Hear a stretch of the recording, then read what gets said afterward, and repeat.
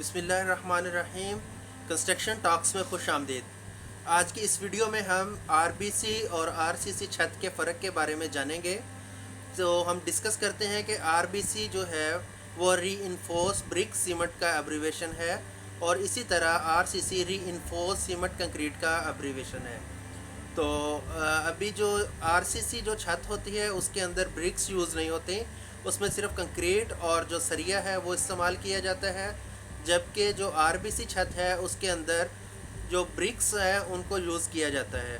तो इस लिहाज से जो अगर हम इसका जो प्राइस के हिसाब से देखें तो आरबीसी छत जो है वो सस्ती पड़ जाती है, जबकि आरसीसी का जो हमारा एक्सपेंस है वो ज़्यादा हो जाता है। और अगर हम इसकी मजबूती के बारे में बात करें तो आरसीसी की छत जो है वो ज़्यादा मजबूत होती है बनिस्बत आरबीसी की छत के।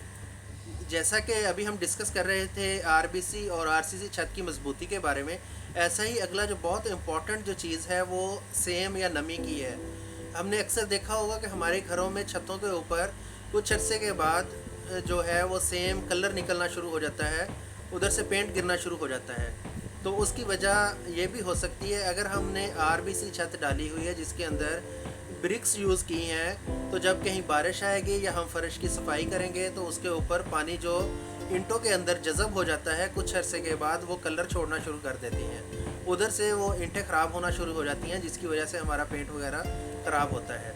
तो वीडियो के एंड में हम इसको आपका सलूशन भी बताते हैं कि इस चीज़ को हम किस तरह जो है वो कवर कर सकते हैं।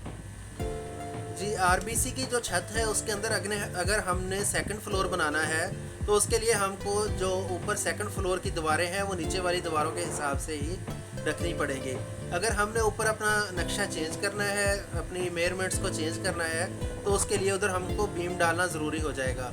उसके बगैर क्योंकि फिर छत की वो मजबूती नहीं रहेगी अगर हम डायरेक्ट जो दीवारें हैं वो छत के ऊपर से ही शुरू कर देंगे। तो इसी तरह आरसीसी की जो छत है उसके अंदर हम बगैर बीम डाले हुए भी 4 इंच की दीवार कर सकते हैं। उसमें उसके क्योंकि वो एक लोड बेयरिंग वाल है, उसकी जो स्ट्रेंथ है आरसीसी छत की वो आरबीसी से ज़्यादा होती है। इसीलिए क्योंकि उसके अंदर हम ब्रिक्स यूज़ नहीं करते, ओनली कंक्रीट और स्टील यूज़ किया जाता है, इसलिए उसकी जो मजबूती है वो आरबीसी से ज़्यादा है। जैसा हम ये छत में सेम के बारे में बात कर रहे थे, हमने अक्सर देखा होगा कि कमरों के अंदर पेंट ख़राब होना शुरू हो जाता है। तो उसकी जो मेन रीज़न है कि जो मालकान होते हैं वो छत के ऊपर पॉलीथीन प्लास्टिक का शापर डालने के लिए तो देते हैं, लेकिन जो मिस्त्री हजरात और मज़दूर होते हैं वो बहुत बेहतियाती करते हैं। अक्सर जगह से शापर फट जाता है, वो उसको रिप्लेस नहीं करते, बल्कि वो फटा हुआ शापर वैसे ही डाल देते हैं, जिसकी वजह से जब बारिश वगैरह आती है तो उधर से नमी जो है वो छतों में जज़ब होना शुरू हो जाती है और कुछ अरसे के बाद वो उधर से कलर बन जाता है और वो प्लस्तर और पेंट जो उखड़ना शुरू हो जाता है।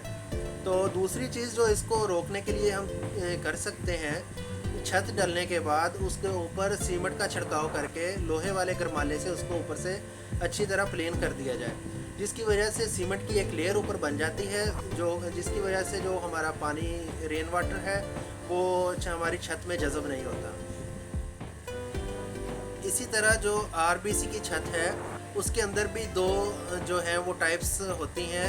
इसके अंदर सिंगल ईंट की छत और डबल ईंट, और कुछ जगहों पे जो लोग इकोनॉमिकल चाहते हैं उनके लिए ट्रिपल ईंट की छत भी बनाई जा सकती है।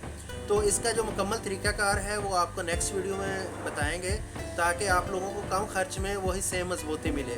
तो इंशाल्लाह कंस्ट्रक्शन टॉक्स को देखते रहें, दोस्तों के साथ शेयर भी करें और बेल आइकन को भी दबाएं।